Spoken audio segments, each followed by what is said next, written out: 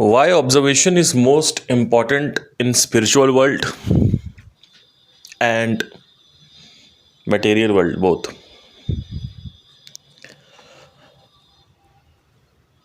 कोई भी शास्त्र, कोई भी नॉलेज, कोई भी एक्सपीरियंस, कुछ भी किसी भी प्रकार की कोई भी चीज ऑब्जर्वेशन से बड़ी नहीं हो सकती.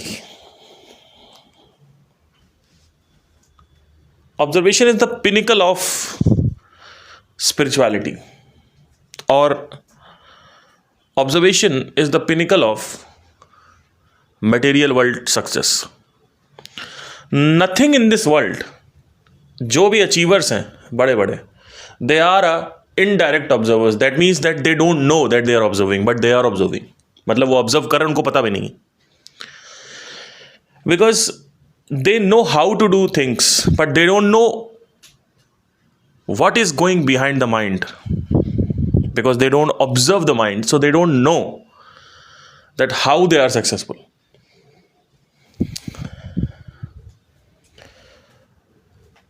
आप समझ नहीं पाएंगे, जितने भी गुरुज मार्केट में हैं, all they talk about is Q&As, knowledge gathering from the Shastra, reading books, but they never talk about observation. Why? Because they themselves have not seen that much deep. And today in this podcast I'm going to prove this to you, that if you are not observing, what are the consequences. See, what happens is, अगर हम इसको कुछ उदाहरणों से लेके चलते हैं. कई लोग प्रश्न पूछते हैं मेरे से कि यार ये बताइए कि अगर मुझे किसी लड़की से प्यार करना है, किसी साथी को अपना बनाना है, या मुझे एक 4,000 रुपये की ब्रांड की टी शर्ट खरीदनी है,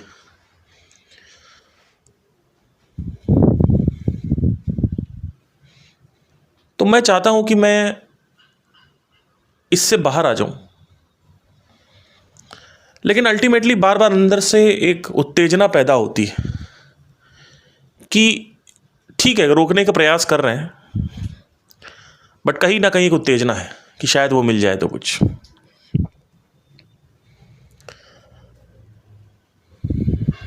और कई लोग ये प्रश्न उठाते हैं कि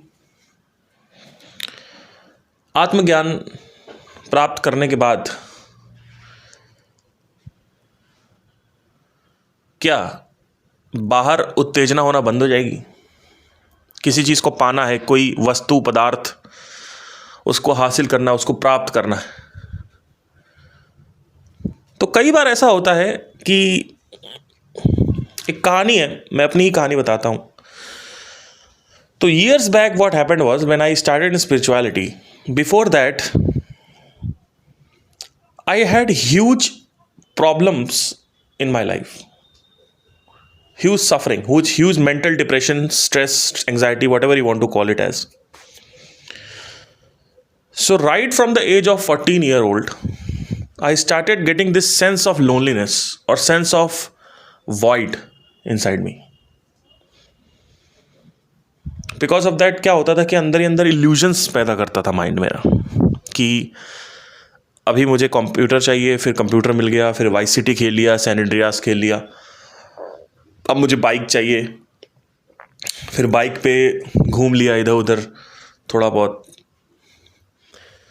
बाइक तो बहुत लेट मिली है मुझे, बट मैं एक बात बताना चाहता हूँ, मैंने अपने ही पैसे से बाइक खरीदी थी बाय द वे. पहली बार जब मैंने सेकेंड हैंड बाइक ली थी, नहीं, घर वालों के पैसे से, सॉरी. दूसरी बार जब अच्छी बाइक ली मैंने, तो अपने पैसे से ली थी, बट मैं उसकी बात नहीं कर रहा हूँ. तो क्या हुआ कि जब ये सारी चीज़ें होती रही, तो 18 साल की उम्र तक आते आते एक दो रिलेशनशिप्स मेरे ना बहुत ख़राब हो गए थे. पहले रिलेशनशिप में लड़की मेरे से 5 साल बड़ी थी, तो वो पुणे चली गई. तो वहाँ पे कहीं ना कहीं उसने मुझे फ़ोन करा कि हम लोग रिलेशनशिप में नहीं रह सकते हैं.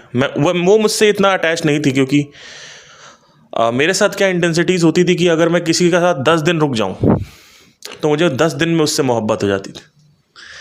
और 10 दिन में इतना ज़्यादा अटैचमेंट हो जाता था उसके साथ कि आदमी सोच भी नहीं सकता किस लेवल का अटैचमेंट, मतलब इतना हो जाता था।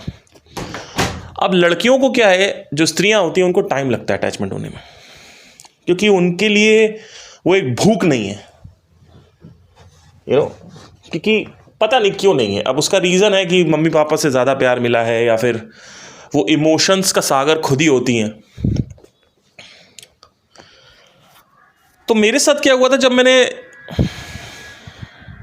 किसी भी लड़की से, स्पेशली जो पहली मेरी गर्लफ्रेंड थी, जब हम लोग मैं उसके घर में नीचे किराए पे रहता था, तो मैं 8th क्लास में था।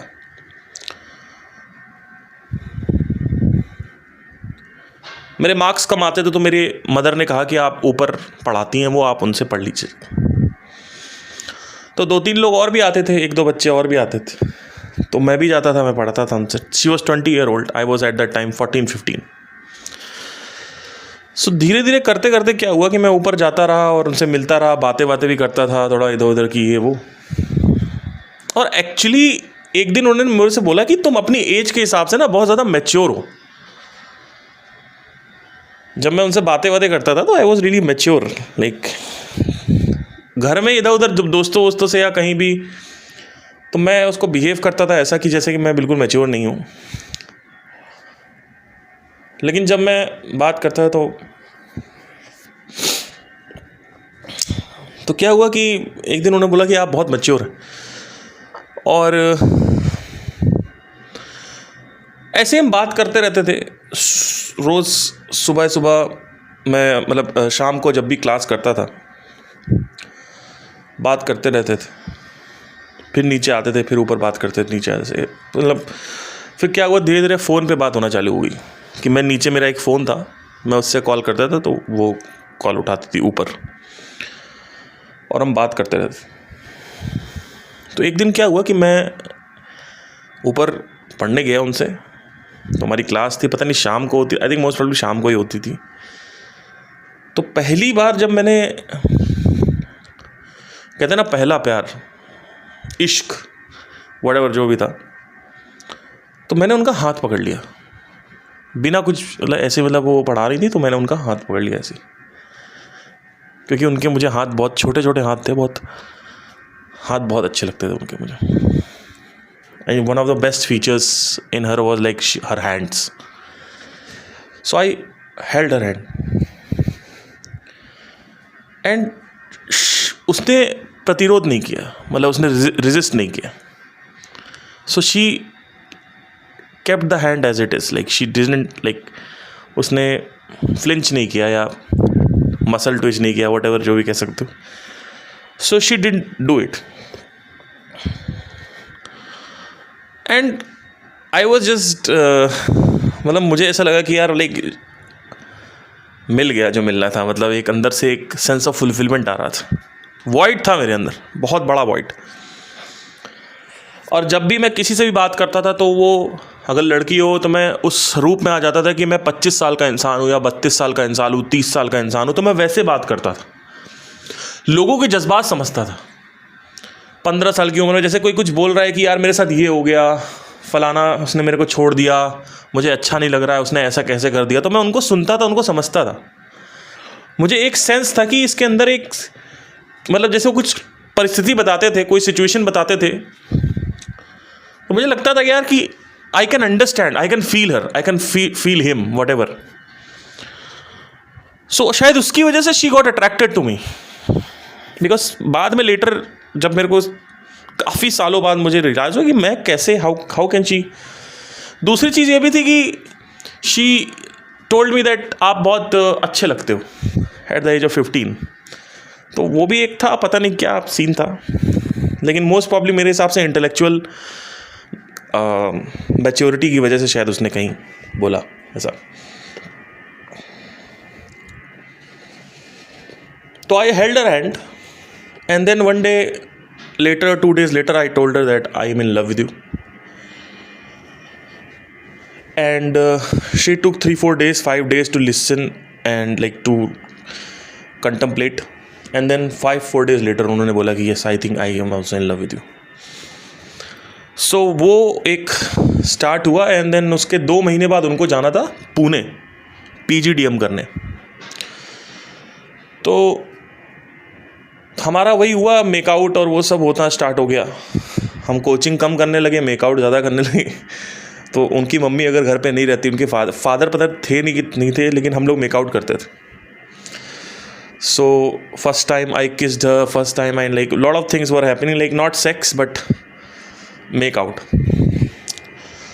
So that was all first time experience, जहाँ पे आपको एक लगता है कि अब मुझे वो मिल गया है जो मुझे चाहिए। एक मैच्योर सोल कॉन्सेप्ट होता है। मैं चाहता हूँ कि इसको आप ज़्यादा मिस्टिकल ना लें, बट एक मैच्योर सोल कॉन्सेप्ट होता है जहाँ पे जो सोल होती है वो बहुत परिपक्व होती है। जो व्यक्ति पैदा होता है बहुत परिपक्व पैदा होता है। तो 10-12 साल की उम्र में ही उसको दुनिया समझ में आने लगती, दुनिया क्या है। I think I was the one, because मेरे घर में भी बहुत सारी गलत चीज़ें होती थी, तो मुझे समझ में आता था कि यार ये गलत हो रहा है। You know, I had that right and wrong sense at the age of 12-11 year old. So मुझे लगता था नहीं, ये नहीं होना चाहिए, this is wrong. At the age of 11 I am feeling that. जहाँ पे बच्चे खेल रहे हैं, कूद रहे हैं, I used to feel that. I was really mature at that time. So from very, मतलब क्योंकि मुझे याद इतने अच्छे से, क्योंकि मुझे पता है मैं पास्ट में ड्वेल अपॉन बहुत करता हूँ। Why? Because I am a good observer right now. So I go into my past, open my memories during meditation, during daytime, non-meditative state, कभी भी I go into the memories and I observe there कि ये हुआ तो क्यों हुआ, ये हुआ तो क्यों हुआ। तो अब जब मैं उसको देखता हूँ तो मुझसे लर्निंग होती है उसमें, पहले नहीं होती थी। मतलब सोचो 12 साल की उम्र में, 11 साल की उम्र में मैं जा रहा हूँ अपने पास्ट में, अपने माइंड में जाता हूँ और वहाँ से मैं सीखता हूँ कि जैसे कि, तो एक क्वेश्चन था कि why she fail in love with me, like why she liked me. She was 20 year old, very mature at that time, and I was 15। 15 से 20 देखो तो काफ़ी मैच्योर होता है। 15 से 20 मतलब 20 साल, 20 साल की लड़की अगर आप देखोगे सामने खड़ी आपके, वो 15 साल के लड़के से हटा है, तो कुछ ना कुछ था। तो एक क्वेश्चन मेरे साथ रहा, हमेशा मेरे साथ रहा कि, बट वो आंसर नहीं मिल पा रहा था। आज वो आंसर मिल पाया। सोचो आफ्टर 15 ईयर्स लेटर जब मैं पीछे जा पाया तो टाइम मशीन में तो मुझे आंसर मिल पाया। वो क्यों? बिकॉज ऑब्जर्वेशन जितनी गहरी होती है उतना अच्छा लर्निंग होती है आपकी। So what happened was, after 2 months she left and then 6 months तक मैं रोता रहा और बहुत ज़्यादा सेंस ऑफ लोनलीनेस होती। मेरे पास फ़ोन नहीं था तो मैं PCO से जाके कॉल करता था उसको। हमारे यहाँ PCO का कॉन्सेप्ट होता था उसको। PCO मतलब होता है जहाँ पे एक फ़ोन लगा होता है, बूथ होता है। सो टेलीफोन बूथ कह सकते हो आप। तो फिर एक बार क्या हुआ कि मेरी मम्मी का फ़ोन था तो मैंने उससे भी कॉल किया था, बट उसमें क्या होता है कि बहुत सारे मतलब नहीं हो पाता। तो मदर मेरी बाहर ही रहती थी एंड तो PCO पे जाके कॉल करता था। तो एक दिन मैंने उनको कॉल किया, 1-2 बार कॉल किया मैंने, लेकिन फिर तीसरी बार जब कॉल किया तो उन्होंने कहा कि देखो मुझे कॉल मत करो, मुझे तुमसे कोई रिलेशनशिप नहीं रखना, ना ही मुझे कोई फीलिंग्स है। तो जब तीसरी बार उन्होंने ऐसा बोल दिया तो फिर मैंने कहा कि शायद ये मेरे साथ नहीं रहना चाहती हैं या फिर इनको मेरे से प्यार नहीं है या फिर जो भी व्हाटएवर। तो फिर मैंने उनको कॉल करना बंद कर दिया। तो तीसरी चौथी बार आई, देन हमने घर भी शिफ्ट कर लिया। मेरी मदर ने कहा कि वहाँ एक अच्छा फ्लैट है तो वहाँ रहते हैं, तो हम लोग घर शिफ्ट हो गए पूरी तरीके से। मैं इसलिए बता रहा हूँ क्योंकि ये सारी चीज़ें मेरे साथ हुई हैं, क्योंकि एक सेंस ऑफ वॉइड मेरे अंदर ज़्यादा ही था कुछ, आप कह सकते हो। इतनी लोनलीनेस थी क्योंकि सीमा नहीं थी। ये भी क्वेश्चन मेरे साथ रहा। 15 साल बाद मुझे आंसर मिला इस क्वेश्चन का कि मेरे अंदर इतनी लोनलीनेस क्यों थी, क्योंकि बाद में जब मुझे देखा मैंने तो लोगों के अंदर इतनी नहीं है। क्योंकि कॉलेज में जब मैं गया तो पहली बार मैंने कॉलेज में इतने लोगों के साथ इंटरेक्शन किया। नहीं तो मैं तो कानपुर में ही था, वहाँ पे हार्डली मेरे घर वाले थे, मेरे कजिन्स थे, मेरा 1-2 दोस्त थे, बस हार्डली 8-10 लोग थे। तो उसमें क्या ही दुनिया दिखेगी। लेकिन जब मैं कॉलेज गया अपने, स्कूल मैंने इसलिए नहीं किया, स्कूल का भी मैं बता देता हूँ, 9, 10, 11, 12 मैंने प्राइवेट किया है। क्यों? क्योंकि मुझे म्यूज़िक करना था, दूसरी चीज़ मेरी स्कूल में लड़ाई हो गई थी तो मुझे करना ही नहीं था। तो 10th में मैं चला गया था मेरठ सीखने संगीत, वहाँ से संगीत सीखा 6 महीने, वापस आया। फिर मैं 11th में मुंबई चला गया। तो at the age of 19 I was trying for playback singing. So what happen 9, 10, 11, 12 I didn't do it. So क्या हुआ कि एक इंट्रैक्शन नहीं हो पाया, एक समझ नहीं आ पाई कि लोगों के अंदर भी ये सेंस ऑफ वॉइड है या फिर मेरे ही अंदर है। बाद में पता चला मेरे अंदर कुछ ज़्यादा ही है, कि मैं मर रहा हूँ कि मेरा दोस्त रूम से चला जा रहा है। कॉलेज में बहुत होता था मेरे साथ फर्स्ट ईयर में, कि मेरा एक दोस्त था, वो जैसे ही रूम से बाहर चला जाए मेरे अंदर हड़बड़ाहट होने लगी। कोई मुझे चाहिए, हर समय कोई चाहिए, कोई या तो दोस्त मिल जाए उसके साथ कहीं चला जाऊँ, वॉक करूँ, बात करूँ, या तो कोई लड़की मिल जाए उससे बात करूँ। एक बार एक लड़की मिली कॉलेज में, उसको कॉलेज में कैरेक्टर उसका थोड़ा सही नहीं था, वो हर किसी के साथ दिखती थी। तो एक दिन क्या हुआ, समर वैकेशन चल रहे थे, तो सॉरी विंटर वैकेशन चल रहे थे, तो कॉलेज में हमारा 10-15 दिन का स्लॉट होता है जहाँ पे आप घर जा सकते हो। तो उसमें मैं घर गया ही नहीं। क्यों? क्योंकि घर में कोई साला समझता है नहीं, घर में जाना मेरे लिए दूभर था। मतलब मैं इतना प्यार करने लगा था अपनी कॉलेज की लाइफ से कि मैं घर आता ही नहीं था। 1-2 बार घर आया हूँ विंटर वेकेशन में। मैंने 4 winter vacation, first year, second year, third year, fourth year, 4 में से 1-2 बार आया हूँ बस मैक्सिमम। एक बार मैं फर्स्ट ईयर में नहीं आया, तो फर्स्ट ईयर में वो भी नहीं गई थी, उसका नाम नहीं लूँगा मैं। तो उसने कहा कि पार्थ का मैसेज आया मेरे पास कि प्लान बनाओ कहीं पब वगैरह चलते हैं। तो हम लोग पब वगैरह में, मैंने प्लान बनाया, कुछ पैसे वैसे इकट्ठा किया, 1000-1500 रुपये। वहाँ पे गए, हमने वोडका पीना स्टार्ट किया, और वोडका पीते पीते she started kissing me and I also kissed हर। उसके 1 सेकेंड बाद जैसे ही मैंने किस करना हटाया, इमीडिएटली उसने उल्टी कर दिया। अच्छा वो नहीं तो उल्टी मेरे मुंह में आ जाता। फिर मैंने उसका उल्टी सही किया, मतलब पीठ पे थपथपाया, उसके उल्टी कर रही थी वो। आई थॉट कि अगर यही मुझसे प्यार कर ले तो मैं करने को रेडी हूँ। तो आई केयर्ड फॉर हर। उसको मैंने अपने शोल्डर्स पे लगा के और बहुत प्यार से उसको केयर करके ऑटो में लेके गया, और उसके बाद उसको हॉस्टल छोड़ा। वो मेरे शोल्डर पे ही पास आउट हो गई। फिर वहाँ पे हॉस्टल में जाके उसका एकदम से फ़ोन आ गया आधे घंटे में। मैंने कहा ये तो पास आउट हो गई थी। फिर पता चला पास आउट नहीं, वो नाटक कर रही थी कि उसको ये ना लगे कि भाई मतलब ये ऐसा सेंस हो मुझे कि मैंने तुम्हें किस किया है, क्योंकि मैं नशे में थी, मैं कोई होश में नहीं थी। ठीक है, तो वो एक उसको दिखाना था, शायद हो सकता है। तो वहाँ पे वो गई, फिर उसने मेरे को कॉल किया, मैसेज किया। मैंने कहा कि यार देखो ऐसा ऐसा हो गया है, तो क्या अब तुम मेरी गर्लफ्रेंड बनोगी?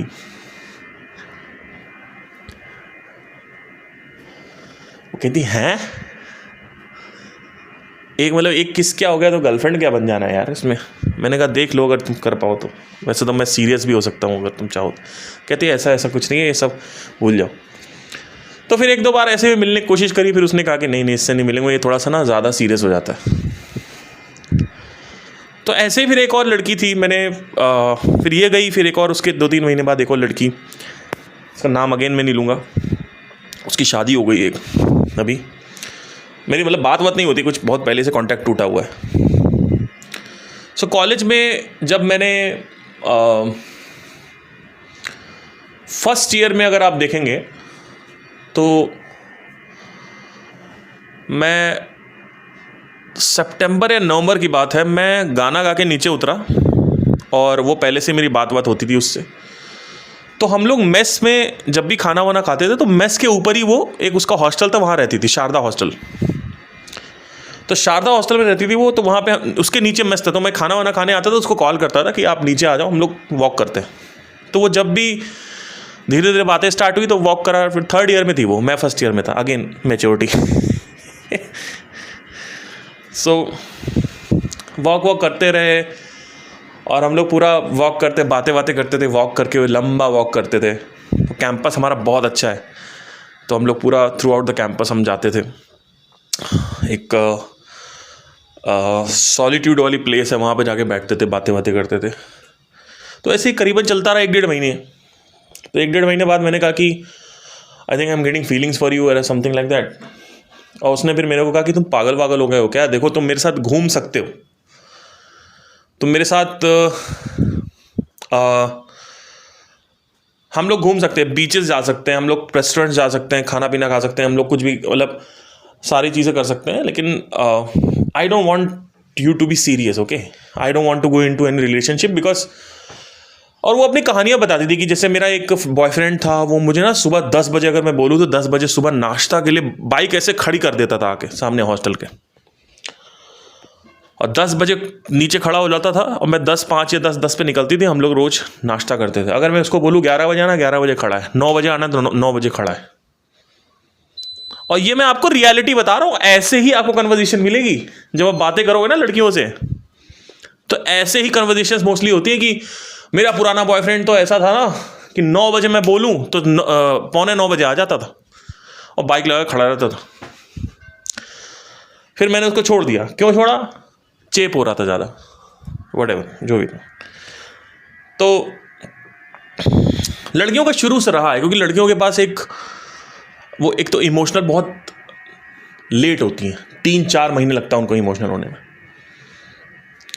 और दूसरी चीज़ ये है कि वो सुंदर होती हैं। तीसरी चीज़ ये है कि उनके पास लाइन लगी होती है।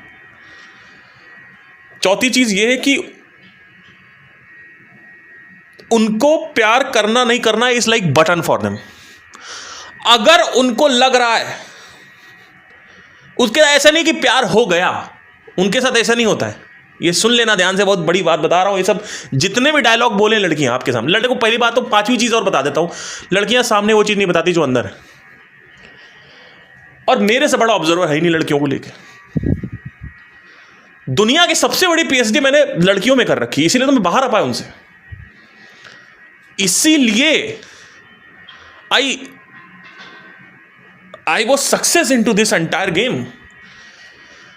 5वीं चीज मैं आपको बताता हूं, they will never tell you what they are inside. That means, इसका मतलब ये नहीं है कि वो अंदर से मॉन्स्टर है, मैं कह रहा हूं कि what they think about you inside.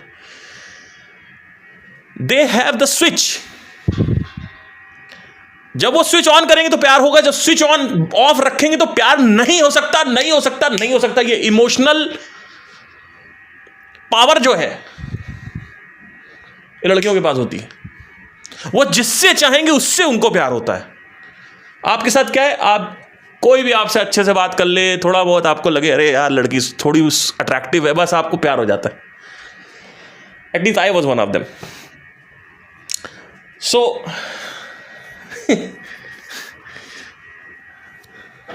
लड़के ऐसे होते हैं कि वो कहते हैं मुझे सेक्स के लिए जाना है, रिलेशनशिप में सेक्स के लिए जाना है, और मैं इसको इसको खाऊंगा पीऊंगा, और उसके बाद वो प्यार कर बैठते हैं। ये लड़कों का औकात है। ये होता है मोस्टली, क्योंकि लड़के अकेले होते हैं, वो अंदर से बताते नहीं कि उनको वही चाहिए, बाहर से बोलते हैं सेक्स के लिए कर रहे हैं, सेक्स के लिए कर रहे हैं। ऐसे नहीं होता।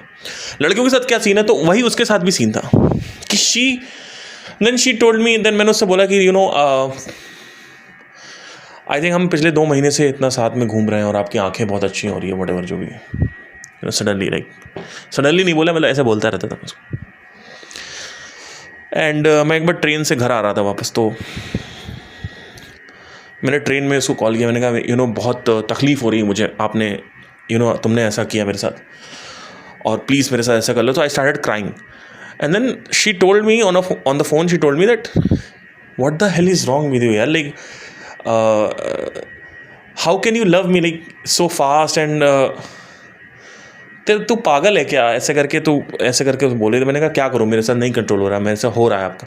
तो उसने फिर मेरे को देखना बंद कर दिया, बिकॉज शी न्यू कि ये बंदा सीरियस हो रहा है और इससे देखना बंद कर। तो उसने और तकलीफ़ हुई मुझे, तो मैं अपना दोस्तों के साथ, एक मेरा दोस्त था उससे शेयर करता था, भाई ऐसा हो गया वैसा हो गया। वो सीधा बोलता था अरे उस प्रॉस्टिट्यूट के चक्कर में क्यों पड़ा हुआ है तू। और अंदर से जब वो ऐसा बोलता था तो मुझे थोड़ा सा अच्छा लगता था, क्योंकि कहीं ना कहीं यार मतलब वो एक, मैं ये नहीं कह रहा हूँ कि लड़कियाँ प्रॉस्टिट्यूट होती हैं, मतलब वो एक हमारा जो रिलेशन, मतलब वो इस तरीके का था उसका थोड़ा सा, मतलब मैं उसके कैरेक्टर पे भी उंगली नहीं उठा रहा हूँ, मैं बस ये कह रहा हूँ लड़के ऐसे बात करते हैं आपस में, ठीक है। तो बाकी लड़कियां अगर सुन रही है तो मैं आपको नहीं कह रहा हूँ, इट्स जस्ट दैट कि वो मेरे साथ सिचुएशन हुई तो वो बोलता था मेरे को इस तरीके से कि अरे उसके प्रोस्टिट्यूट चक्कर में क्यों पड़ा हुआ। अब वो हिंदी वाला वर्ड बोलता था, वो उसको छोड़ना क्या करना। तो एक दिन मैंने उससे जब बात करी तो वो बोलती है कि आप ना मतलब मैंने कहा कि शायद मैं आपसे शादी भी कर सकता हूँ। मैं इस तरीके की बातें करता था, शादी, बच्चे, और मैं पागल था। मतलब मैं पहले ही दूसरे मंथ में मैं पता नहीं क्या क्या सोचने लग जाता था। मेरा यह था कि एक रहे और एक की शादी करे, बच्चे करें, और वही चाहिए।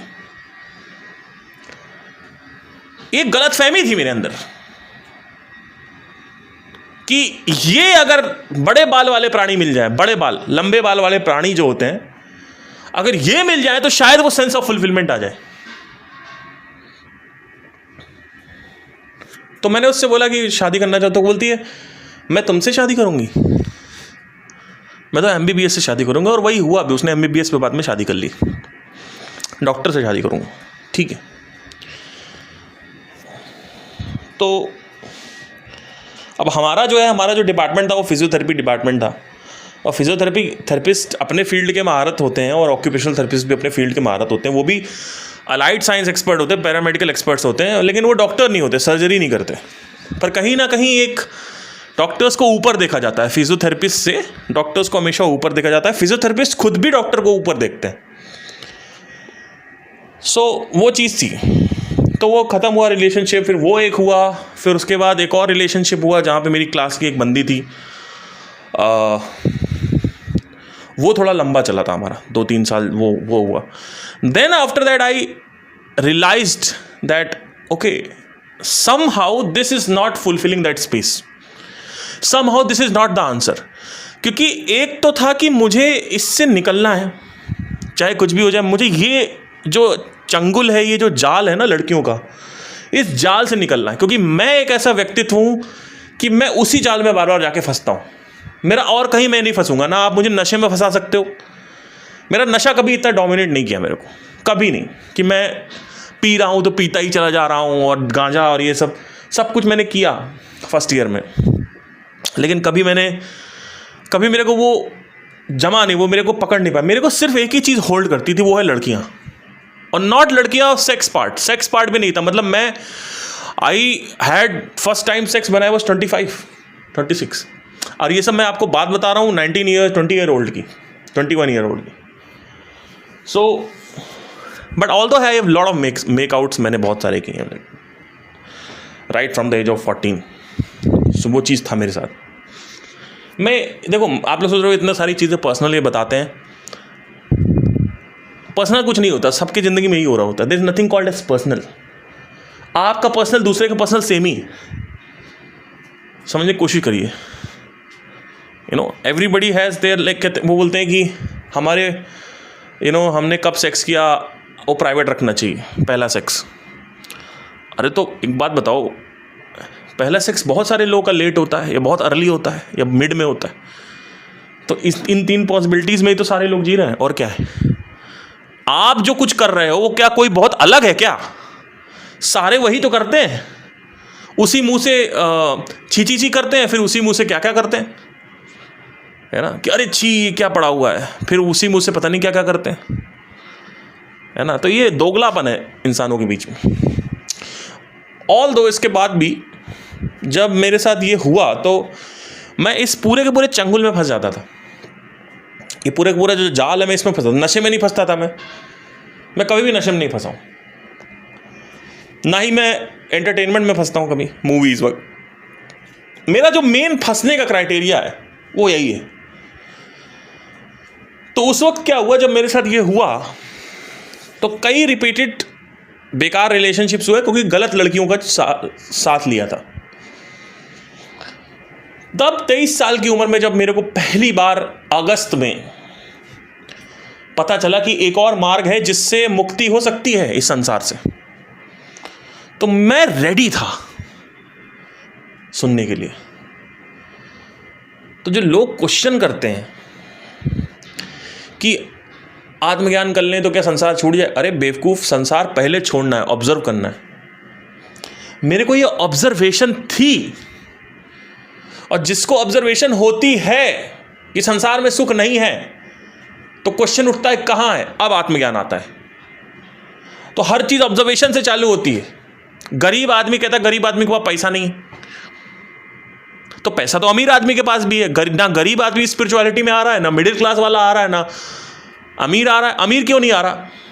चलो गरीब तो सोच रहा है पैसे में सुख है, अमीर के पास तो बहुत पैसा है, वो क्यों नहीं आ रहा? क्योंकि वो एक साइकिल में घूम रहा है। क्यों? क्योंकि वो ऑब्जर्व नहीं कर रहा। तो सब चीज की शुरुआत ऑब्जर्वेशन से होती है। बहुत सारे अमीर है, वो ऑब्जर्व कर लेते हैं यहाँ पैसा नहीं। संदीप महेश्वरी जब इमेज पैसा चालू हुआ तो उन्होंने ऑब्जर्व किया यहाँ तो कुछ है ही नहीं, दिमाग में रेस्टलेसनेस है और बढ़ती जा रही है। तब उन्होंने वेदांता में गए, और क्या बोलते हैं इसमें, वेदांता बोल रहा था मैं, विपासना में गए, राइट। तो एक ऑब्जर्वेशन होती है, इनडायरेक्टली आपको पता नहीं है कि आप ऑब्जर्वेशन कर रहे हो कि इसमें नहीं है। तो लोग कहते हैं कि यार 4,000 की टी शर्ट खरीदनी है पर मुझे स्पिरिचुअलिटी में भी जाना है। ये दोनों चीज़ें साथ में नहीं हो सकती हैं। आप 4,000 की टी शर्ट 10-12 बार खरीदो, नहीं समझ में आ रहा 50 बार खरीदो, नहीं समझ में आ रहा जब तक मरो नहीं तब तक खरीदते रहो। अंदर से आना चाहिए, ऑब्जर्वेशन होनी चाहिए। ऑब्जर्वेशन नहीं है, जीरो। और ऐसे लोगों को अगर आप जाके बताते हो स्पिरिचुअलिटी करो, अमीर हो पे क्या, अमीरियत में क्या पड़ा हुआ है, तो क्या होगा? आपको भगा देंगे। क्यों? क्योंकि उनको नहीं चाहिए, उनको संसार भोगना है। 3 प्रकार की आत्माएं आती हैं इस दुनिया में, ये लिख लेना कहीं पे। तमस की आत्माएं, रजस की आत्माएं और सत्व की आत्माएं।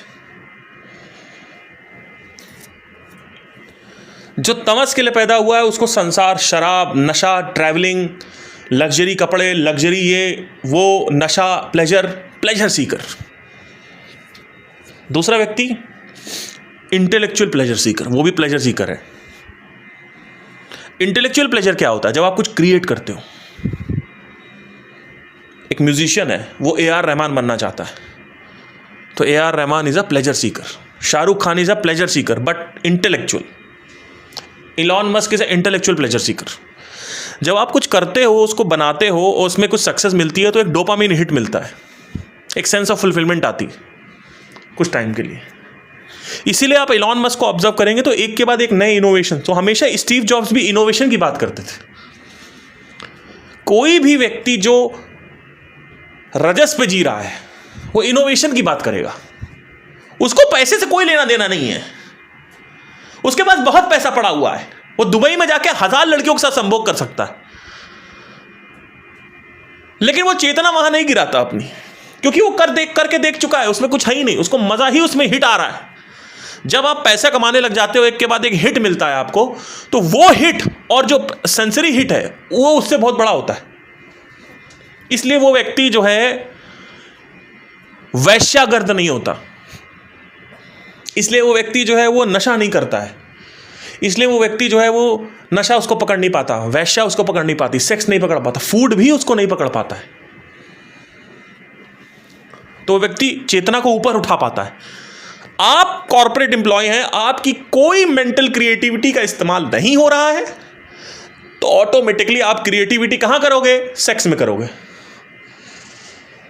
तीनों स्तर पर क्रिएटिविटी आदमी कर रहा होता है। सेक्सुअल क्रिएटिविटी क्या होती है? पहले सेक्सुअल अपडेट्स होते हैं। आज मिशनरी ट्राई करी अपनी पत्नी के साथ, सुन लेना ध्यान से, कान खोल के, कान से तुम्हारे मवाद निकल आएगा। और तुम्हारे जैसे मेरा, अगर मैं मरा तो कोई पैदा नहीं होने वाला, ये बात याद रखना, इस तरीके से समझाने के लिए, ठीक है। सेक्सुअल क्रिएटिविटी क्या होती है? पहले सेक्सुअल क्रिएटिविटी के 2 पार्ट्स होते हैं, अपडेट्स एंड डिफरेंशिएशन। पत्नी आई, जिंदगी में पहली बार आपको पत्नी मिली, मिशनरी से चालू करोगे, फिर पॉर्न देखोगे, कुछ और पोजीशंस ट्राई करोगे, यानी आपने अपडेट किया डॉगी स्टाइल। फिर आपने अपडेट किया जो भी आपका है, मुझे नहीं पता, मैं इतना उसमें नहीं जाऊंगा, काउबॉय और व्हाटएवर जो भी होता है राइट। और आपने अपडेट किया, मुझे 2-3-4 ही के नाम पता है, राइट। तो आपने अपडेट करना चालू किया कि आज ऐसे करते हैं, आज वैसे करते हैं, आज ऐसे करते हैं, आज वैसे करते हैं। ये होता है पति पत्नियों के साथ, नॉर्मल है, कि आज ऐसे करते हैं, आज वैसे करते हैं। अब आप एक कॉर्पोरेट एम्प्लॉई हैं, मतलब क्या कि आप अपने शरीर का इस्तेमाल कर रहे हैं, मेंटल क्रिएटिविटी कोई इस्तेमाल नहीं है आपकी जॉब में। तो आप नेचुरली जहां भी आप जी रहे होंगे वहां पे क्रिएटिविटी करना चाहेंगे। क्रिएटिविटी का मतलब क्या होता है? A different element seeking of a different element, मतलब जैसे जहां भी आप जी रहे हो, जो भी आपका फेवरेट स्पॉट है, फूड है, किसी का फूड होता है, किसी का सेक्स होता है, किसी का नशा होता है, तो इसमें आप क्रिएटिविटी करना चालू कर दोगे। तो क्रिएटिविटी जो है, ओशो ने एक बार बोला था, टू कोट टू ओशो, कि क्रिएटिविटी इंसान की बेसिक नीड है। तो आप सेक्सुअल उसका ध्यान कहां रखते हैं? अबे भाई कॉकटेल बना ले इसका, इसमें ये लेमन मिला ले, इसमें ये मिला ले, इसमें आदमी का दिमाग वहां चल रहा है। फिर आदमी के आज जाऊंगा तो ऐसे सेक्स करूंगा, आज घर जाऊंगा तो वैसे सेक्स करूंगा, आज ये आज वो। फिर उसके साथ क्या हुआ? करते करते करते करते करते लूप बन गया वाइफ के साथ। अब सेक्स में जो आदमी जी रहा होगा, वो आदमी अपने पार्टनर को चेंज करने की, शरीर चेंज करेगा। तो क्या होगा कि वो अपडेट करने के बाद डिफरेंशिएशन पे आ जाएगा। और ये होता है, घोंचुओ सुन लो, जो मैं कह रहा हूं उसको ऑब्जर्व करो, मेरी बातें मत सुनो। अगर तुम सेक्सुअल एक्टिव नहीं हो तो फूड में ऑब्जर्व करो, कितना ऑर्डर करते हो तुम बाहर से। और जो व्यक्ति बाहर से ऑर्डर नहीं कर रहा है, वो व्यक्ति ऊपर जी रहा है। कहां जी रहा है? संसार में, राजसिक स्तर पे जी रहा है। तो वो फूड उसको नहीं खींच पाएगा, फूड में क्रिएटिविटी नहीं करेगा। वो क्रिएटिविटी कहां करेगा? अपने काम में क्रिएटिविटी करेगा।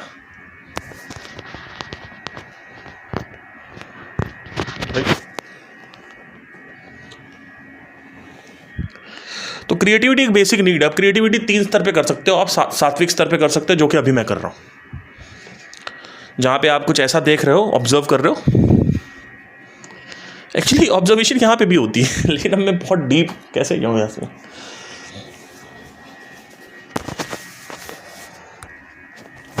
तो क्रिएटिविटी जो है, अगर उसको आपको लाना है अपने जीवन में, तो उसके लिए ऑब्जर्वेशन बहुत जरूरी है। सो ऑब्जर्वेशन किसकी? रिसर्च एंड डेटा जो आ रखा है उसके लिए। अगर जो एग्जिस्टिंग रिसर्च एंड डेटा अगर आ रखा है, उसकी आप ऑब्जर्वेशन करेंगे, उसको देखेंगे, उसको जानेंगे, उसको समझेंगे। So for example let's say कि अगर कोई थंबनेल है, थंबनेल अगर मुझे बनाना है, तो एक तो है मैं सोच सोच के बना सकता हूँ, जो कि लोग यूजली करते हैं। सोचते हैं फिर थंबनेल बनाते हैं, फिर सोचते हैं फिर थंबनेल बनाते हैं, फिर सोचते हैं फिर थंबनेल बनाते हैं, राइट। सोच सोच के कुछ नहीं होता है। जब पहली बार मैंने म्यूजिक प्रोडक्शन सीखना चालू किया था, तो वहाँ पे एक बीट्स बनानी थी हमें। तो अलग अलग बीट पैटर्न्स जो थे वो हमें समझने थे, देखने थे। तो क्या हुआ कि मैं ना बीट बनाने की कोशिश करता था, कि जैसे मेरे सामने बीट ड्रम पैड रखा हुआ, तो मैं बीट बना डक डक डक। तो क्या होता था कि बीट जो है ना वो बनती नहीं थी सही से, मतलब समझ नहीं आता यार बीट या कलर कभी ख़राब बन जाए, कभी ऐसी बन जाए, कभी वैसी बन जाए, मतलब वैसी नहीं बन रही थी जैसी। तो मैंने क्या किया कि जब गाने सुनता था तो मैं बीट पैटर्न्स ऑब्जर्व करता था। तो कुछ मैंने 15-20 पैटर्न ऐसे ऑब्जर्व किए जो हर गाने में रिपीट होते थे, और फिर मैंने वो सीख लिया, मेरा बीट पैटर्न सही हो गया। Instead of practising, instead of thinking and making beat, instead of practising and making beat, I observe the beat, right. तो मैनी सॉन्ग्स वर देयर जहां से मैंने उसको ऑब्जर्व किया, राइट। जो भी आप सेक्सुअल डाइवर्सिटी करते हो अपनी वाइफ के साथ, वो जो भी आप डाइवर्सिटी करते हो, जो भी आप वैरायटी लाते हो सेक्स में, जो भी आप कुछ कहीं देखते हो, तभी तो उसको आपका लालसा उठती है। आप अपने ही अंदर से थोड़ी वो पोजीशंस बना लेते हो। जो मोस्टली आप 95% जो पोजीशंस आप लोग करते हो, all this that is all that what do we say, that is all you have seen somewhere, right? And whenever a couple is trying to do something new, they always see it and then they do it. They don't create, they see it, observe it, and they try to follow that, right? तो what happened was कि आप किसी चीज़ को observe करें, फिर उसको बोलते हैं मॉडल करना, मॉडलिंग करना। तो when you model something, then you can create some variety of that. उससे रिलेटेड कुछ आप अलग कर सकते हो उसमें। तो एक बेस रियलिटी होनी चाहिए जिसके ऊपर कुछ आप काम कर सकते हो, राइट। तो वो चीज़ होनी चाहिए। एक थंबनेल आपने देखा कहीं, वो थंबनेल पे आपने उसको डाउनलोड किया, फिर उसको ऑब्जर्व किया, उसके बाद उससे रिलेटेड एक कॉपी थंबनेल बना दिया, लेकिन वह हूबहू नहीं, थोड़ा चेंज कर दिया, कलर चेंज कर दिया, ये इधर उधर, पर आपको एक समझ में आ गया कि अच्छा थंबनेल क्या होता है। Instead of making and doing it, thinking and doing it, what we do is हम सोचते हैं और हम करते हैं, ये गलत है। जब आप सोचोगे तो करोगे गलत हो जाए। कोई भी चीज़ आप उठा के देख लो, हम लोग क्या करते हैं, बिजनेस करते हैं और सोचते हैं। हम सोचते हैं और फिर बिजनेस करते हैं, जो कि बेवकूफियत है। सोच सोच के कुछ नहीं होता, थिंकिंग कुछ नहीं होती। What is thinking? Nothing. Thinking की कोई वैल्यू नहीं है। थिंकिंग से परम्यूटेट एंड कंबाइन करती है। जो इनपुट है, सेंसरी इनपुट, वो होना चाहिए और आउटपुट फिर वैसा हो जाएगा। लेकिन हम क्या करते हैं, हम बीच में रहते हैं। हम सोचते हैं हम बना सृजन कर लेंगे, क्रिएट कर। अरे क्रिएटिविटी ऐसी थोड़ी होती, बेवकूफ हो क्या? मोस्टली लोग क्या करते हैं, एक 2.5-3 लाख रुपए लिया उधार कहीं से, 10 लाख रुपए उधार लिया, रेडी लगा दी। रेडी डोसा बेचेंगे। अब 10 डोसे वाले और भी हैं, हार गए। आप सोचिए ना, अब ऑब्जर्वेशन में गहरे उतरते हैं। मैंने इसको कई बार एग्जाम्पल दिया है कि अगर आप एक हार्ट सर्जन हैं, तो एक हार्ट सर्जन है जो इंडिया का बेस्ट हार्ट सर्जन है, टॉप 10, वो लेता है एक हार्ट सर्जरी का 50 लाख रुपए मान लो, या 2 करोड़ रुपए, 3 करोड़ रुपए। अब वो 3 करोड़ रुपए ले रहा है और एक हार्ट सर्जन 20 लाख में कर रहा है। दोनों ने MBBS कर रखा है, दोनों ने MD कर रखा है, दोनों ने क्या बोलते हैं उसको, डिस्ट्रिक्ट मैजिस्ट्रेट क्या बोलते हैं उसको, DM कर रखा है। इसको हम सुपर स्पेशलाइजेशन SS बोलते हैं। सुपर स्पेशलाइजेशन क्या होता है? किसी भी एक चीज को पकड़, लंग्स, डायबिटोलॉजिस्ट बोलते हैं, क्या बोलते हैं, डायबिटिशियन क्या बोलते हैं उसको, तो वो सिर्फ डायबिटीज को देखता है। एक कोई कंडीशन देखता है। कैंसर है तो कैंसर में सिर्फ एक कैंसर देखेगा, लंग कैंसर स्पेशलिस्ट, केवल लंग कैंसर, उसको बोलते हैं सुपर स्पेशलाइजेशन। लेकिन उसमें भी बहुत सारे लोग हैं जो 3 करोड़ चार्ज करते हैं, यानी वो टॉप, इंडिया के टॉप 10 में। उनमें और उनमें अंतर क्या? नॉलेज का नहीं, थिंकिंग का नहीं।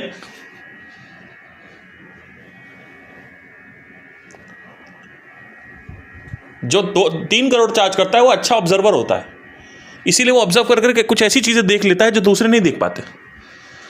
लेकिन ऑब्जर्वेशन तभी एक्टिव होती है जब रिसर्च हो, बैक्ड बाय रिसर्च हो। तो इसलिए MBBS MD वो बैक्ड बाय रिसर्च है। अब सोचो मैं MBBS ना करूं, MD ना करूं, सुपर स्पेशलाइजेशन ना करूं, और उसके बाद सोचो मैं दुनिया का सबसे बड़ा हार्ट सर्जन बन जाऊंगा। क्यों नहीं बन पाऊंगा? अकेले ऑब्जर्वेशन के बल पे बन जाऊंगा, लेकिन 16वीं शताब्दी का बन पाऊंगा। क्यों? क्योंकि घोंचुओं जो ऑब्जर्व किया गया वही MBBS में लिखा गया है। तो तू क्यों दोबारा ऑब्जर्व कर रहा है? MBBS में क्या होता है? इतना सिंपल है, लोग हर चीज को कॉम्प्लिकेट कर देते हैं। MBBS में जो लिखा हुआ है, जो चैप्टर आप पढ़ रहे हो, आपको लगता है वो लोगों ने सोच के बनाया हुआ है। अरे पैटर्न से बनाया है। एक पैटर्न आया, खांसने लगे लोग, एक क्वेश्चन उठा, खांस क्यों रहा है? रिसर्चेस हुई, पता चला TB है। एक डिजीज, मतलब क्या बोलते हैं उसको, एक बैक्टीरिया है, क्लॉडे समथिंग, उसको कुछ बैक्टीरिया बोलते हैं, उस बैक्टीरिया से वो कॉज होता है। वो बैक्टीरिया पकड़ा गया, उस बैक्टीरिया से रिलेटेड सोल्यूशंस पकड़े गए। जब बैक्टीरिया पकड़ा गया तो उसका नाम रखा गया, जो बैक्टीरिया कॉज करता है उसको TB बोला गया, ट्यूबरक्लोसिस। ठीक है, जो वायरस है, राइट। उसके ऊपर जो रिसर्चेस हैं वो आपको चैप्टर में आज पढ़ाई जा रही है। और वो रिसर्चेस कब से? पिछले 1000 साल से मान लो, या 800 साल से मान लो, 700 साल से, 600 साल से, राइट। कोरोना आया तो कोरोना क्या था? कुछ नया था, लेकिन हमें पता था कि प्रोसेस क्या है, किसी भी डिजीज का प्रोसेस क्या है, क्योंकि हमने इतने सारे पैटर्न्स पकड़ रखे हैं। राइट। सो होता क्या है कि आप भैया जो भी MBBS में चैप्टर पढ़ रहे हो वो किसी की ऑब्जर्वेशन पढ़ रहे हो, तो आप क्यों ऑब्जर्व करोगे? आप पहले उसको पढ़ो, सारा उसको चूसो, फिर आप कुछ ऑब्जर्व कर पाओगे नया, तभी तो ऑब्जर्व कर पाओगे। हम क्या करते हैं, एक मेरे पास भी महोदय आया बहुत पहले की बात, आप डिजिटल मार्केटिंग एजेंसी खोल लीजिए ना, उसी से सीखते रहिएगा। ये कोई तरीका है? ये कहना, ऐसा कहना हुआ कि एक हॉस्पिटल में आप जॉब ले लीजिए और ऑपरेशन करते करते सीखते रहिए।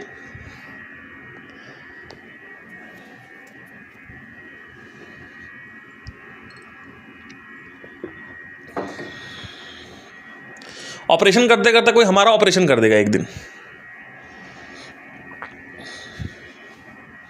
एक नंबर के घोंचू लोग, लर्निंग सीखनी ही नहीं है, बात करो लर्निंग भाग जाएंगे, उनको पैसा चाहिए सिर्फ।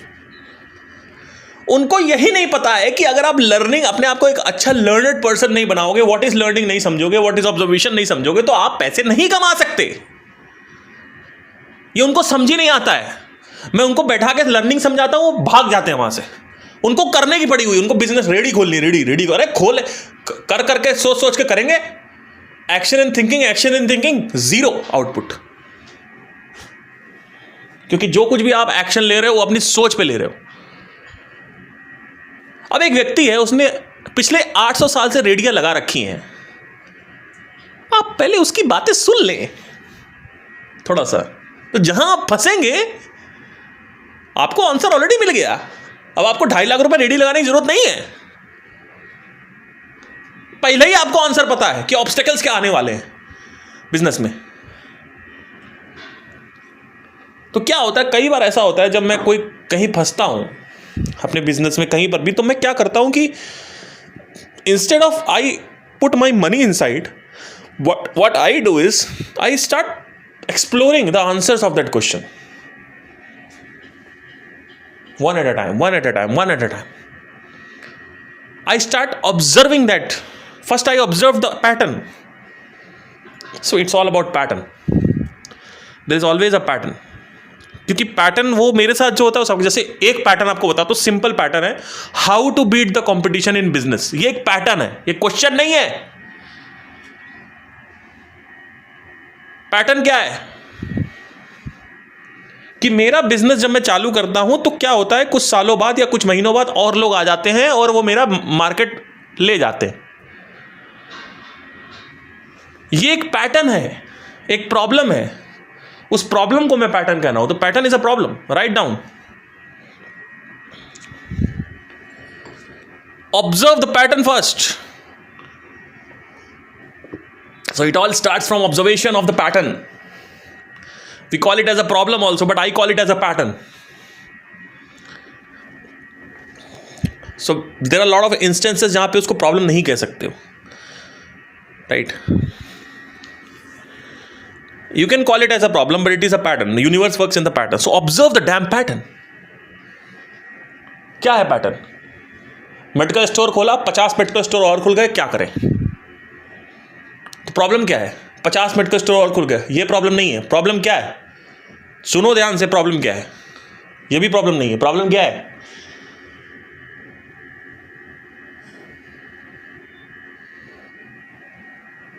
मेरे कस्टमर्स डिवाइड हो गए हैं, ये भी प्रॉब्लम नहीं है। और प्रॉब्लम क्या है? जो मेरा मंथली रिकरिंग रेवेन्यू है वो डाउन हो गया है, ये प्रॉब्लम है।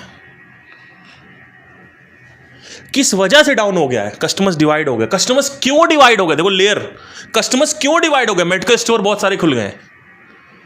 देखो ये 3 लेयर अभी आपको सामने दिखा दी मैंने, इसलिए मैं कहता हूं यूनिवर्स लेयर में काम करता है। लॉ ऑफ लेयरिंग बोलते हैं उसको, राइट?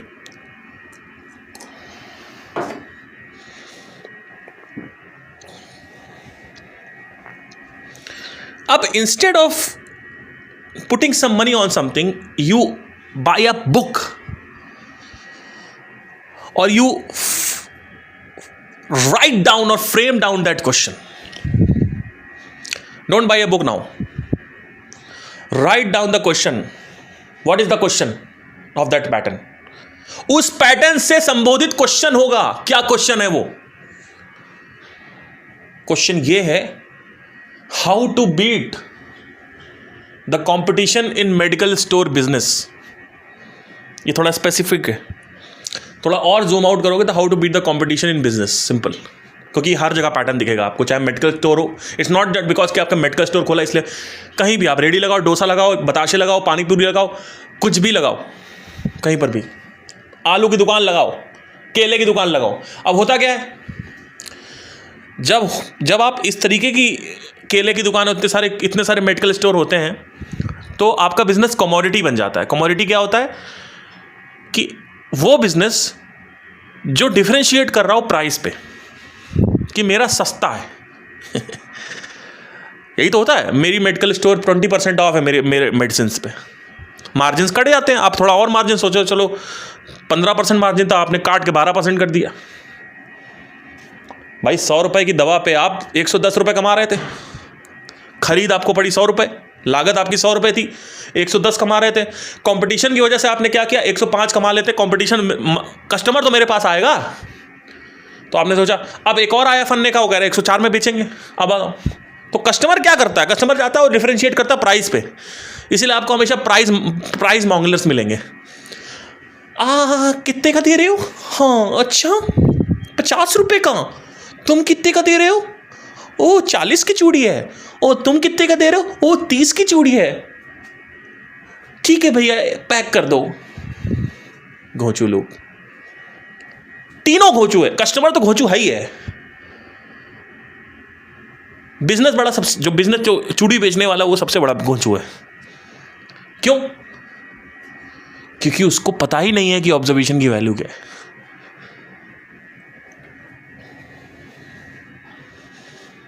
लोग मेरे से क्वेश्चन पूछते रहते हैं कि वो कहते हैं, वो गुरु कहते हैं चक्र होता है, वो गुरु कहते हैं चक्र नहीं होता, आप बताइए चक्र क्या होता है। मैंने कहा तुम बेवकूफ हो क्या, एकदम एक नंबर के।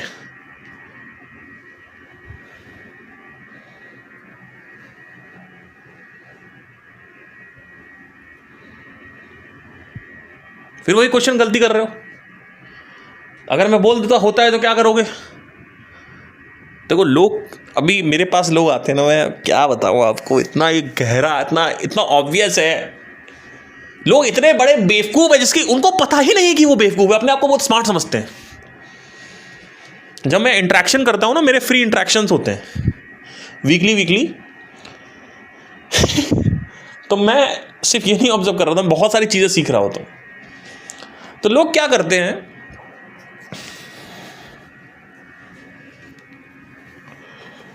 मेरे से आके पूछते चक्र होते कि नहीं होते। अरे भैया, और अगर मैंने बोल दिया तो चक्र होते हैं, तो पता क्या करते हैं, संदीप महेश्वरी, जग्गी वासुदेव, आचार्य प्रशांत, पार्थ सिंह, जिस पे उनको सबसे ज्यादा ट्रस्ट है उस पे वो भरोसा करते हैं। मतलब पार्थ सिंह पे तो ट्रस्ट अभी नहीं है, कोई नया गुरु है। संदीप महेश्वरी को मैं 50 साल से सुन रहा हूं, मतलब 10 साल से सुन रहा हूं। और तो मुझे मोहब्बत किससे है? आचार्य प्रशांत से है, ओशो से है, कृष्णमूर्ति से है, रमन महर्षि से है,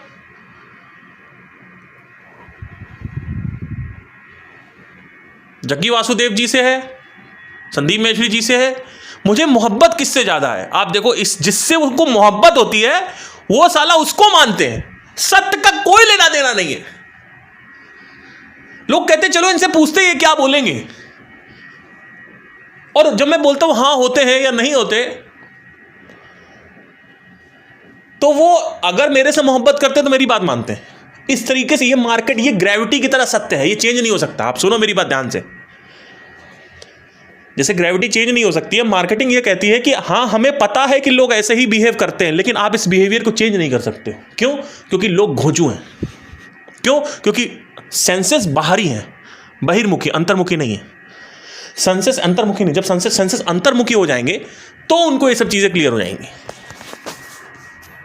तो अब सवाल ये आता है कि मैं कर क्यों रहा हूं, किसके लिए कर रहा हूं? मैं कुछ ऐसे हैंडफुल ऑफ लोग के लिए कर रहा हूं जो हो सकता है मेरी तरह हो, बस। तो 1000 में 10 लोग के लिए मैं सेशंस करता हूं, ये समझ लीजिए आप। जब मैं कुछ कहता हूं तो वो इसलिए लोग इसलिए नहीं फॉलो करते कि आपके तर्क अच्छे हैं, ये मार्केटिंग कहती है। और मार्केटिंग ये भी कहती है कि आप बिहेवियर चेंज नहीं कर सकते। कौन सी मार्केटिंग? इंडियन मार्केटिंग की बात नहीं कर रहा हूं, जहां बैनर और पैम्फलेट के अलावा कुछ लोग सोच नहीं पाते हैं, या फिर फंडिंग के अलावा वेंचर कैपिटल उठा लो। मैं इंडियन मार्केटिंग की बात नहीं कर रहा हूं। मार्केटिंग का जो बाप है, मैं यूनाइटेड स्टेट्स की बात कर रहा हूं, अमेरिका की बात कर रहा हूं। जैसे हम लोग मेडिटेशन के बाप हैं, योगा के बाप हैं, तो हम सबके बाप नहीं हो सकते ना, हर कंट्री एक ही चीज़ की बाप होगी। वैसे यूनाइटेड स्टेट्स जो है वो मार्केटिंग का बाप है, इसलिए सिलिकॉन वैली वहीं है। 1800s Claude Hopkins father of advertising जो बोलते हैं, वहाँ से स्टार्ट हुआ है। It all started from America. So 1850s से मार्केटिंग की जो एडवर्टाइजिंग के जो नोट्स हैं वो वहाँ से लिखना चालू हुए, तो वहाँ से चालू। तो मैं वहाँ सुनता हूँ, उनको पढ़ता हूँ, वो लोग कहते हैं, ये लोग क्या कहेंगे, इंडियन मार्केटर्स क्या कहेंगे। इंडियन मार्केटर्स को सुनना बंद कर दो। लेकिन आप लोग क्या करते हो? आप शमानी का पॉडकास्ट देख रहे हो, आप अलाहाबादिया के पॉडकास्ट देख रहे हो, आप लल्लन टॉप के पॉडकास्ट देख रहे हो। उसमें कौन आता है? आके बैठ गए वेंचर कैपिटलिस्ट, उनसे पूछो कि 10,000 रुपये दे रहे, करके दिखाओ। वो कहेंगे फंडिंग उठा लो। उनका और कोई कहा ही नहीं, फंडिंग उठा लो। ओला अभी तक नहीं हो पाई ब्रेक इवन, अमेजॉन अभी तक ब्रेक इवन नहीं हो पाई। इनका ब्रेक इवन होता है 25 साल बाद, 12 साल बाद, 15 साल बाद। सिर्फ 2 कंपनीज मेरे सामने अभी तक शायद हो पाई है, एक तो जोमेटो हो पाई है, वो भी 12 साल बाद। मैं उसकी बात नहीं कर रहा हूँ, वो छोड़ो, हटाओ। जो बाप है उससे सीखो ना, राइट। लेकिन वो भी मार्केटिंग ये भी कहती है कि वो नहीं सीखेंगे। क्यों? इंडियन से सीखता है। क्यों? रेजोनेशन, रिलेटिबिलिटी। अमेरिकन से कोई नहीं सीखेगा। क्यों? ऐसे ही बस यही चल ही रहा है। 80% लोग इंडियन एंटरप्रेन्योर्स को सुनते हैं, शार्क टैंक देख रहे हैं। भैया अच्छा है, ठीक है, देखो, अगर ऑब्जर्वेशन अच्छी है तो सीख जाओगे। वहाँ कोई सिखाते नहीं है, वहाँ पर अपना देख रहे होते हैं कि क्योंकि वो एग्जिट लेंगे, तब तक एग्जिट लेने तक उनका निकल आएगा कि नहीं का, वो ये सोचते हैं। वो कंपनी का प्रॉफिट नहीं देखते। हो सकता है कंपनी अगले 5 साल तक प्रॉफिट हो, उसके बाद डाउन आए, उनको पता है, दिख रहा है, लेकिन उनको पता है एग्जिट ले लेंगे वो 4 साल बाद, तब तक उनका पैसा जो 1 करोड़ रुपए लगाया 3 करोड़ हो जाएगा, 10 करोड़ हो जाएगा, जो भी है।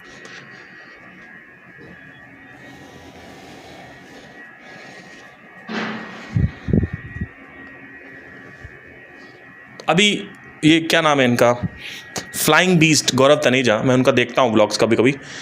तो उन्होंने क्या किया, एक प्रोटीन बार खोल दिया, राइट। क्या वो भिड़ पाएंगे इतनी बड़ी बड़ी कंपनीज के साथ?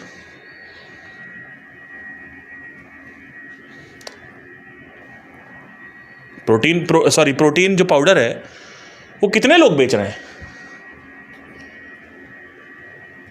कैसे करें, क्या करें? आप अगर प्रोटीन पाउडर बेचना चाहते हो तो क्या आपको लगता है आप इतनी कंपनीज को बीट कर लोगे?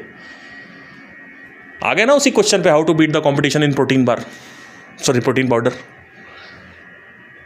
इस क्वेश्चन का आंसर किसी के पास है? जीरो नॉलेज मिलेगी यूट्यूब पे, जीरो नॉलेज मिलेगी गूगल पे, जीरो नॉलेज मिलेगी, कहीं नहीं मिलेगा कुछ क्वेश्चन का आंसर। अगर थोड़ा बहुत मिल जाएगा तो स्ट्रेटेजी मिलेगी कि डिफरेंशिएट करो। उनको पता ही नहीं कैसे करना, क्या करना, किस बेस पे करना, क्यों होता है, कुछ नहीं पता, जीरो। जबकि यूनिवर्स वैसे ही काम कर रहा है। आप यूनिवर्स से सिर्फ देखो कर, updates and then differentiation. Product launch, update, every year update, after 5 years a differentiator.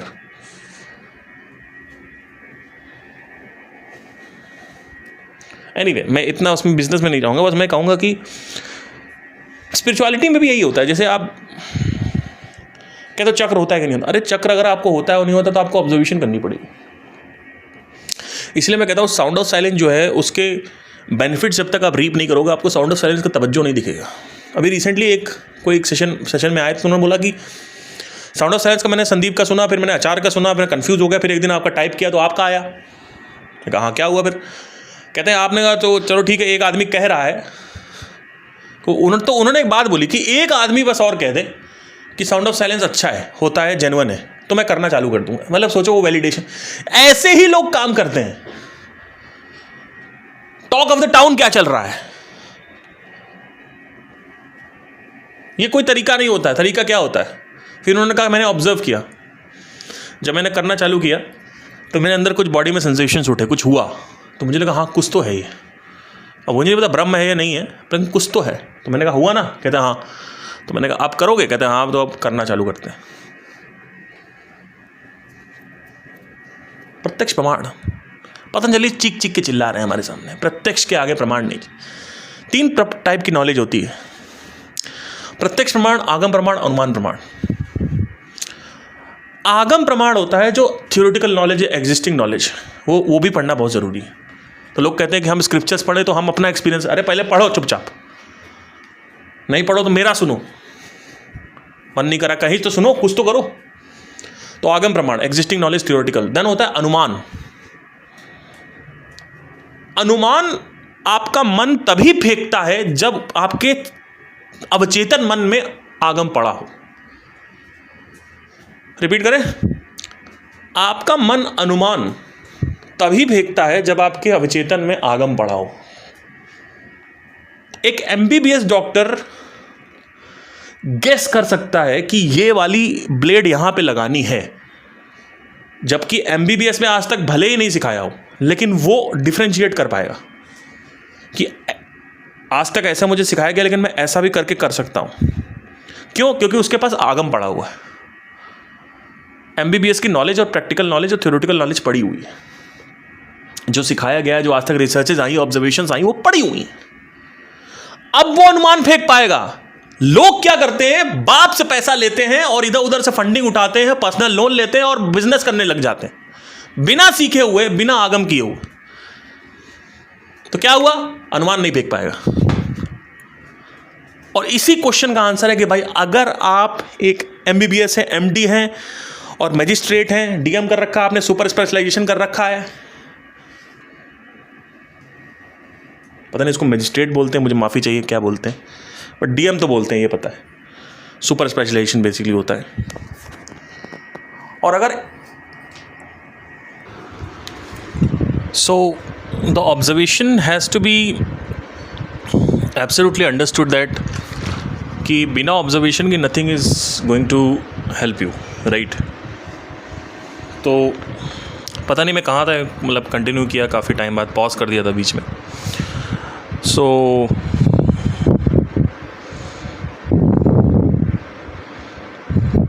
We need to observe, चाहे, क्योंकि observation makes you believe it.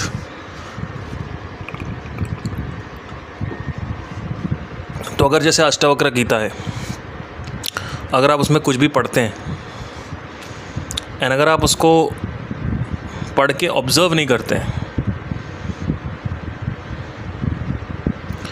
तो कहीं ना कहीं वो चीज़ जो है, और कभी कभी जैसे सटल, देखिए सटल ऑब्जर्व नहीं हो सकता है कि जैसे मैं ही ब्रह्म हूँ, ये ऑब्जर्व करना मुश्किल नहीं होता, बट उसके कनेक्टिंग पॉइंट्स होते हैं, राइट। जैसे सिंपल सी चीज़ है, जैसे अगर आप ग्रॉस से सटल की तरफ जाएंगे तो जो पार्टिकल्स की क्वांटिटी है वो कम होती जाती है। तो एक कंपाउंड है वो मिलियंस ऑफ मॉलिक्यूल से बनता है, मॉलिक्यूल्स जो होते हैं मिलियंस ऑफ होते हैं, लेकिन एटम्स जो होते हैं वो लिमिटेड होते हैं। और ऐसे ही आप अगर आप एक एटम को उठा के देखेंगे तो उसमें आपको समझ में आएगा कि उसमें सिर्फ 3 सब एटॉमिक पार्टिकल्स होते हैं। तो ऐसे आप देखते जा रहे हो तो कम होता जा रहा है, कम होता जा रहा है, कम होता जा रहा है। तो उससे एक फील होता है कि अगर आप जितना, एक त्रा है, त्रा, तो त्रा का अगर हम डंडा हटा देते हैं सिर्फ, और सिर्फ वो जो वी होता है उसको अगर हम डायगोनल कर देते हैं या हॉरिजॉन्टल कर देते हैं, तो हमें समझ में आता है कि एक, या अगर आप लेटर वी भी देखेंगे तो आप फनल के ऊपर देखेंगे तो और ज़्यादा वैराइटीज़ होती हैं, जितना ज़्यादा आप नीचे आते जाओगे वैराइटीज़ कम होती जाती हैं। तो इससे समझ में आता है कि एक पॉइंट आएगा जहाँ पे सिर्फ एक बचेगा, सिंगुलर बचेगा, राइट। तो ये कनेक्टिंग पॉइंट्स होते हैं जिससे आप ऑब्जर्व कर सकते हो कि हम ब्रह्म हैं कि नहीं है। इससे रिलेटेड कोई प्रश्न हो तो आप नीचे ज़रूर पूछें। अष्टावक्र गीता सेशंस मैं लेके आने वाला हूँ, it will be a paid session thing. So in that it's a 1 month Ashtavakra Gita session, जहाँ पे लाइव सेशंस होंगे ये एवरी ऑल्टरनेट डेज पे। टाइमिंग जो है वो मोस्टली शायद शाम की रहेगी, तो आप एक बार मुझे बताएं टाइमिंग आपको कौन सी चाहिए, अर्ली मॉर्निंग की चाहिए, अर्ली शाम की चाहिए, क्योंकि एवरी ऑल्टरनेट डेज़ होने वाला है ये। इन केस अगर आप अटेंड नहीं कर पाते हैं तो आपको रिकॉर्डिंग भी मिल जाएगी उसकी, तो सारी रिकॉर्डिंग्स दी जाएगी। तो टोटल ऑलमोस्ट समझ लीजिए हफ्ते में 3 दिन होते हैं, तो 3 × 4 12 सेशंस होंगे टोटल एवरी ऑल्टरनेट डेज, एक महीने के लिए, जिसमें मेडिटेशन शुरू में कराया जाएगा और फिर हम अष्टावक्र सेशंस करेंगे। अष्टावक्र सेशंस क्यों करना है? अष्टावक्र गीता सबसे पावरफुल बुक है। कहीं भी लाइफ में कुछ भी ख़राब होता है तो यही काम आती है, कुछ काम नहीं आएगा, बाकी की जो नॉलेज है वो काम नहीं आएगी, सिर्फ यही काम आएगा, राइट। तो वो सेशंस आप को अगर अटेंड करना है तो आप कर सकते हैं। बहुत जल्दी मैं डिटेल्स लाने वाला हूँ, बट मुझे थोड़ा टाइमिंग का आप लोग सब बताइएगा कि क्या टाइमिंग रखेंगे अगर इनकेस आपको चाहिए हो तो। जस्ट मेल मी PARTHINGH109@gmail.com कि what are the timings is required. So probably we'll start it from maybe in 4-5 days मैं आपको पूरी डिटेल्स दे दूँगा कि कैसे करना है और लिंक कैसे सब्सक्राइब करना है, आप कर सकते हैं। इन केस अगर कोई क्वेश्चन है तो ईमेल भी आपको मैं दूँगा, आप सब्सक्राइब करने से पहले मुझे क्वेश्चन पूछ सकते हैं। Thank you so much, take care, bye.